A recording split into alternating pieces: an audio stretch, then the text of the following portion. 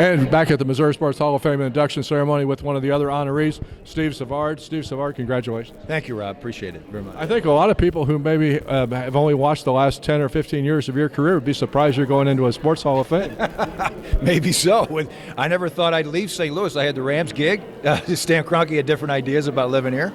And then, things change. Regimes change in sports. Regimes change, and you don't line up philosophically. But I'm very happy where I'm at. And, it's nice they remember that I did do sports once upon a time. Was that, how enjoyable was that experience for you being the broadcaster for the Rams? Oh, my goodness. It was, look, I said win, lose, or draw. And I have to say that because the final 11 years were pretty lean years.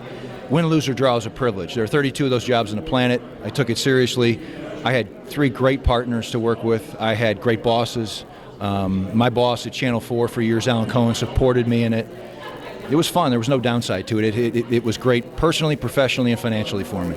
You then moved into the news business as an anchor at Channel 4, and then, of course, now you've moved on down to Springfield. How's that going for you? It's great. You're familiar with Springfield. That's your hometown, so I'm not telling you anything. It's easy living. That's what when people ask me, I said the living's easy. People are respectful of one another. They leave people alone. And I work for a great guy, Mike Spruill, who'll be here tonight. He's got a role with the Sports Hall of Fame. In fact, somebody has to push you through to get through. And he treats me like gold, so I work with good people. I'm very, very happy. It's been 6 months almost to the day, and not one moment of doubt about it. Well, I guess we have to ask you about, you brought up the Rams, a lot of Rams news in the news with the lawsuit coming up. It seems like everybody expects St. Louis to win, but we don't know what that means, if it'll be money, an expansion team, whatever it'll be. Or a compromise, and maybe they find a compromise before. I'm sure the NFL, the last thing they want is seeing the commissioner and the owner of the Rams testifying in public court. I don't know how it's going to turn out. I still find it hard to believe that the NFL, under any circumstances, will grant the city an expansion franchise. And then you got to figure out where they're going to play.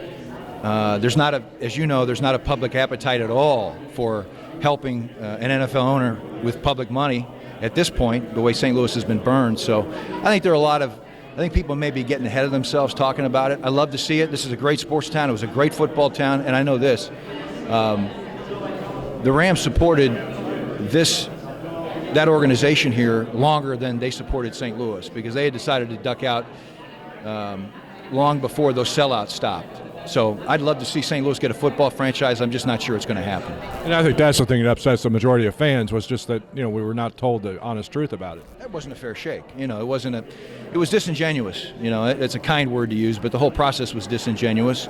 And I don't think we really realized it until the last minute, but I'm not sure anything would have changed it. Congratulations on your honor going into the Missouri Sports Hall of Fame. Steve Savard with us.